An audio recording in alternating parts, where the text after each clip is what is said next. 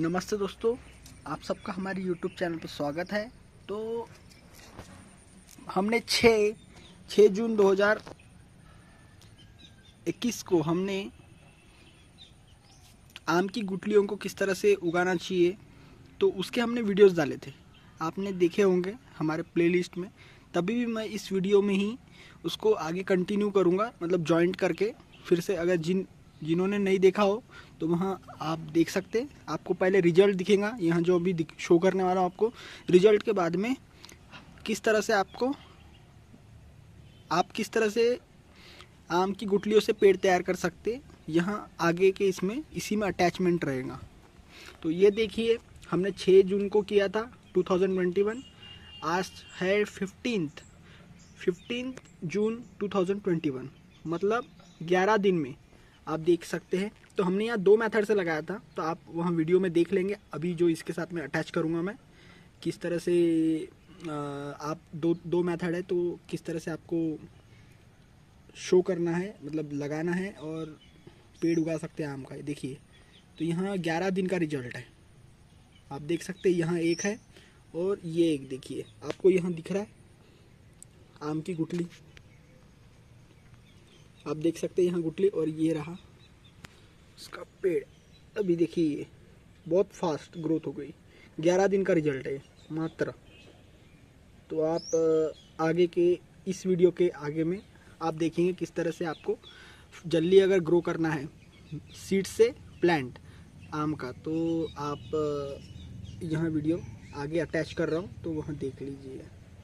तो आज जैसे मैं देसी आम की गुठलियाँ मैंने आपको सजेस्ट करना चाहूँगा कि जो ग्राफ्टिंग के लिए आपको अभी तैयारी करनी शुरू कर देनी है, क्योंकि मैंगो का सीज़न आ गया ग्राफ्टिंग का।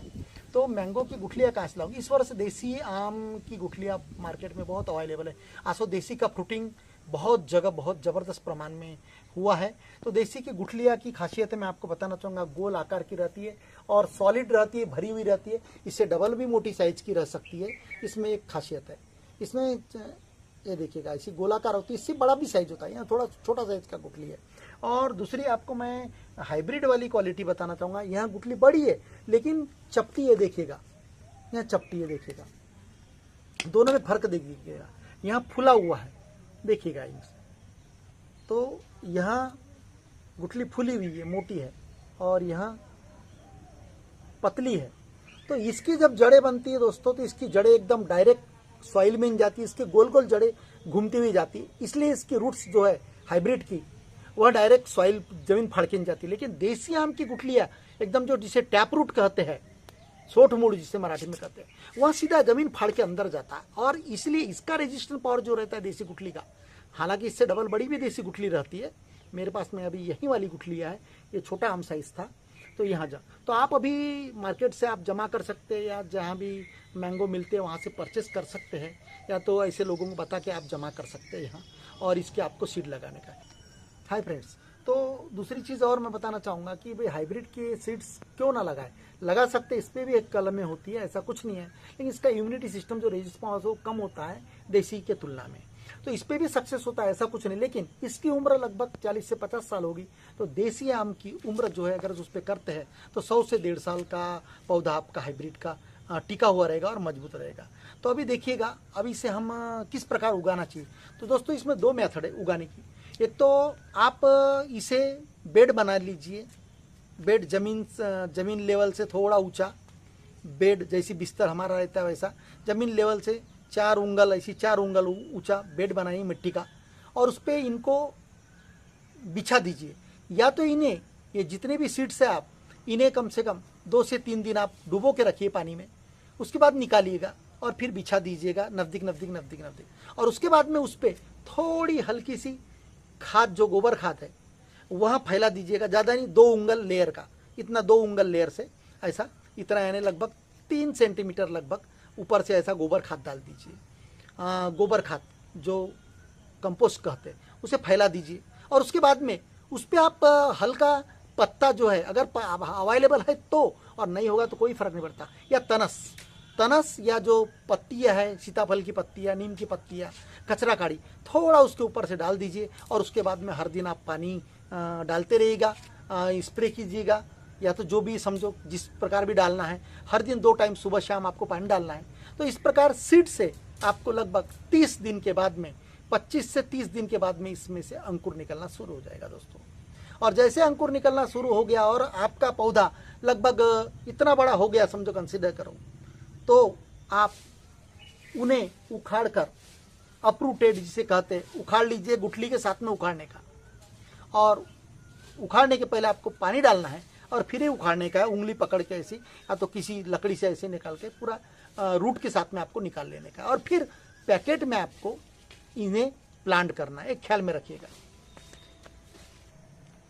तो दोस्तों उसी कड़ी में अब आगे मैं बताने चाह रहा हूँ कि भाई आप जब बेड पे पौधे लगा लेते, उसके बाद में उस पर 2 प्रकार की मैंने कल में बताई है, जिसके वीडियो मैंने डाल चुका हूँ। स्टोन ग्राफ्टिंग इसलिए कि सीड के साथ में जब प्लांट लगभग 1 बिल्लस का हो जाता है लगभग, उस पर जो करते हैं ग्राफ्टिंग, उसका भी वीडियो में डाला हूँ। तो आप मेरे वीडियो प्लेलिस्ट में जाइएगा, स्टोन ग्राफ्टिंग कोई कलम, इस प्रकार का मैटर डालना बाय सुनील कुमार मुटकुरे, तो मेरे वीडियो प्लेलिस्ट में आपको वीडियो मिल जाएगा।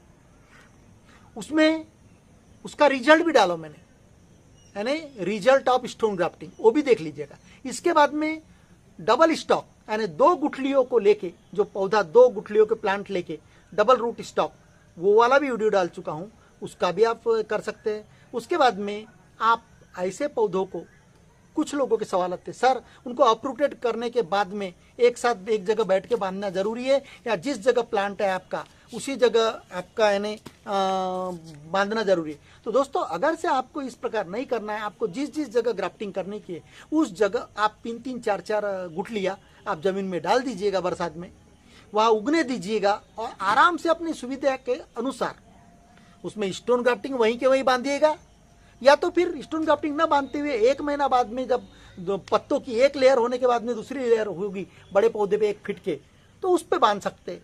यानी आपको जुलाई, अगस्त, सितंबर, यहाँ 3 महीने में आपको ग्राफ्टिंग करने की है, ये बेस्ट सक्सेस के लिए आपको।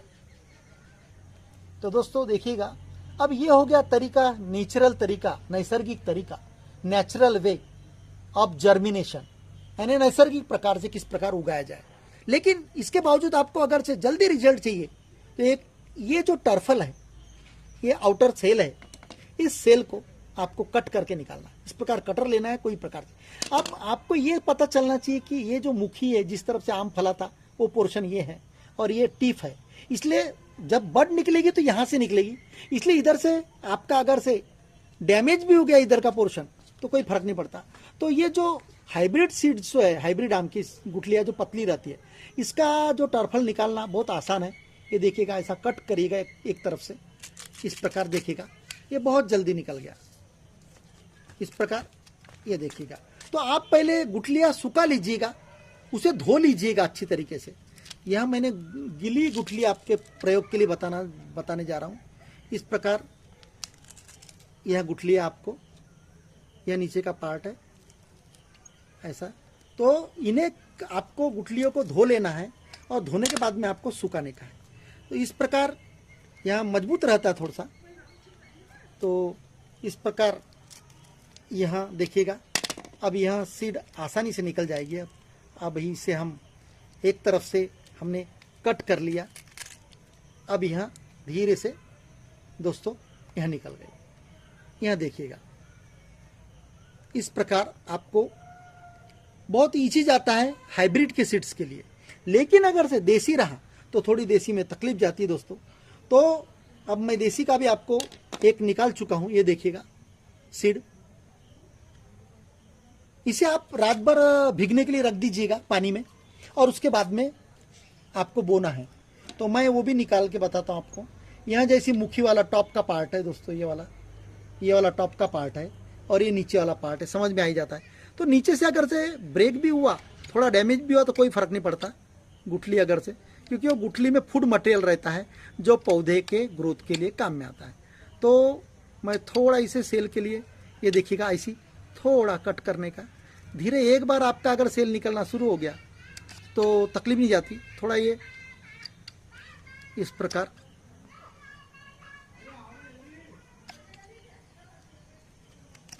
प्रकार ऐसा छिलते जाने का, ये देखिएगा। थोड़ा सा इसमें टाइट रहता है यहाँ।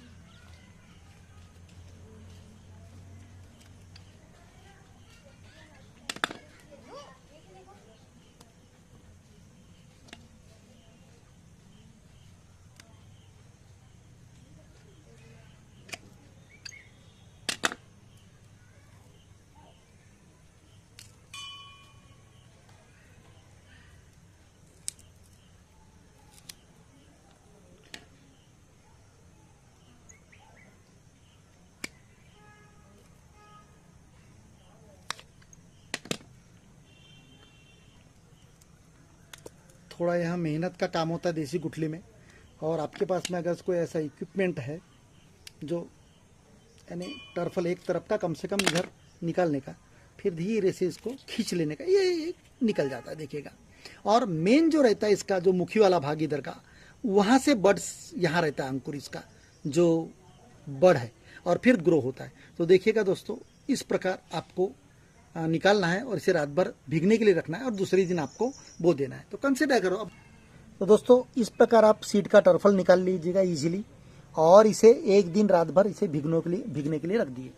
उसके बाद में एक दिन भीगने के बाद में आपको इसे निकालना है और इसे आपको इस प्रकार आपको इसे हॉरिजॉन्टल लगाना है, ऐसा नहीं दोस्तों, एक ख्याल में रखिएगा। अब जैसे इसे लगाने का भी तरीका होता है सीड्स को, मैं दोनों प्रकार की सीड्स लगाने का तरीका बताता हूँ आपको।